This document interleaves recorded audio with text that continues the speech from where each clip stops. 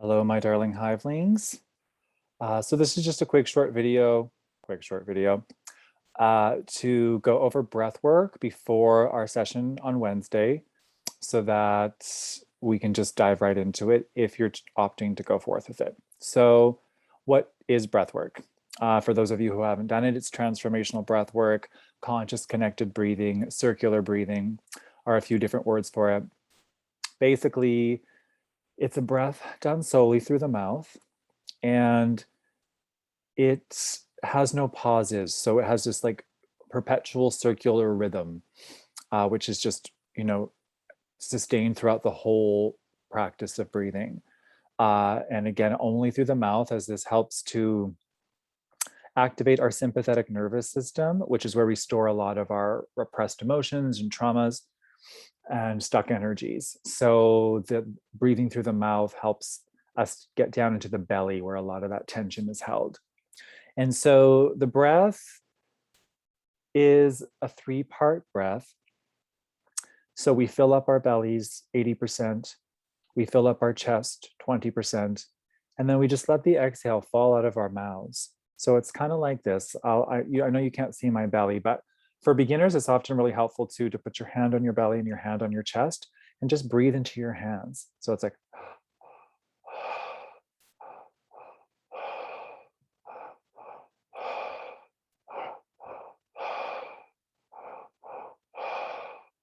so it's slightly faster than normal breathing, but we're not hyperventilating. It's not, it's a fairly simple and easy thing, but the mind likes to get in the way and make it hard and make you think you can't do it, that you want to give up. But really, you just surrender to the breath. And after a period of time when you're sort of actively involved in directing the breath, it just takes over. So you can just let go and surrender to the journey.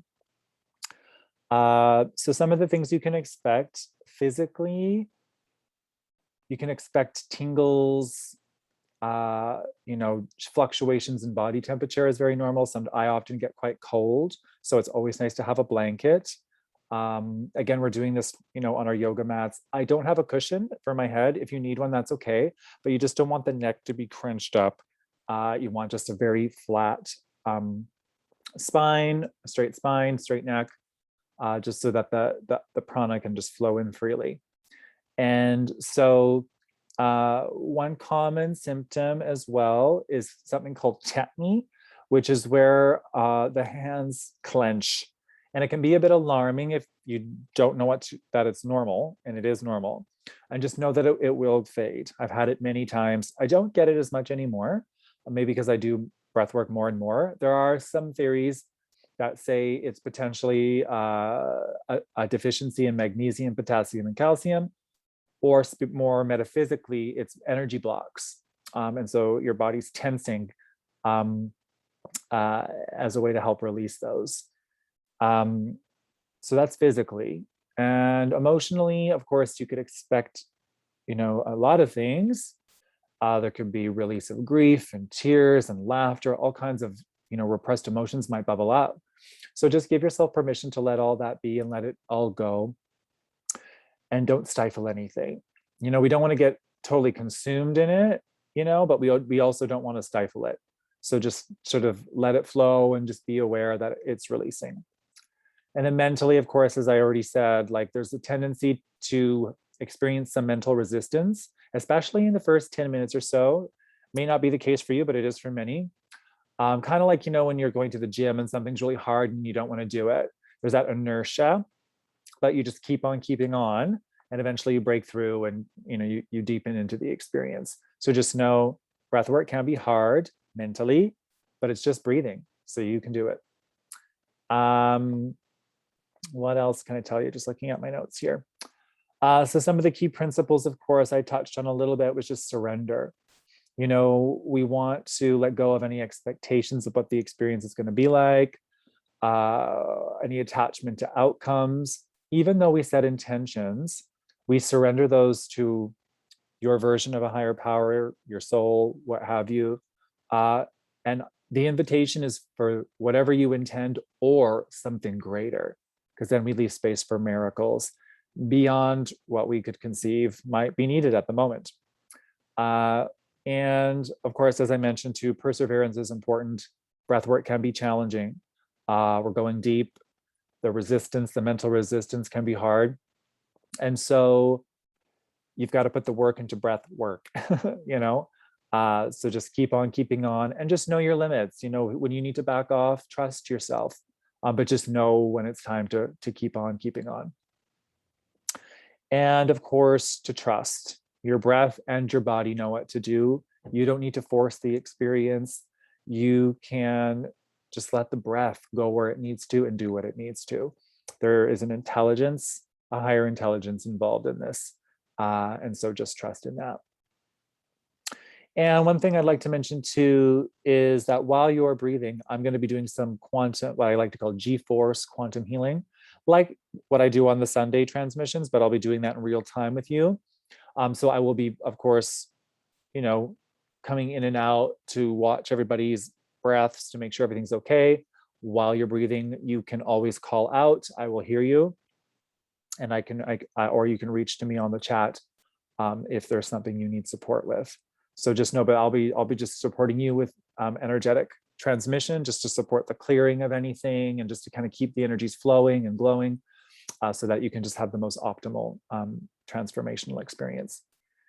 And of course, there are some people who probably shouldn't do breath work. It's a very potent, it can be very cathartic, and there can be profound emotional and physiological releases. So that might not be suitable for everybody. So if you have any of these conditions, please let me know beforehand, okay? So cardiovascular disease, glaucoma, detached retina, history of stroke or seizures, osteoporosis, asthma and lung-related diseases, pregnancy, epilepsy, high blood pressure, or any sort of serious mental disorder like bipolar, schizophrenia, or psychiatric conditions that may impair your ability to process intense emotional releases. So obviously anything you share with me is confidential, but just, please be transparent so we can just make sure everybody's safe and everybody's really supported in the way that is best. As I'll be doing the breath work after the main flow, it's optional. I'd love it if you could stay. I think it will, the guidance I got was really strong, just about bringing this mother force, this dynamic Shakti in through the breath into the body and clearing out any, energetic blocks that are sort of impeding our mutation.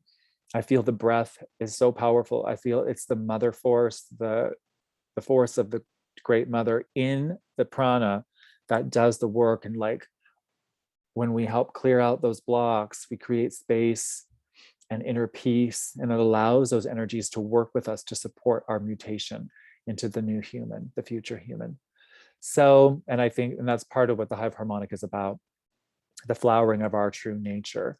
And so when we release the stress, we release the blocks, we release the repressed emotions, we're freed up to embody and to empower more of our flowering, to be who we were created to be, and to be this future human in real time. So I look forward to breathing with you and to being with you soon.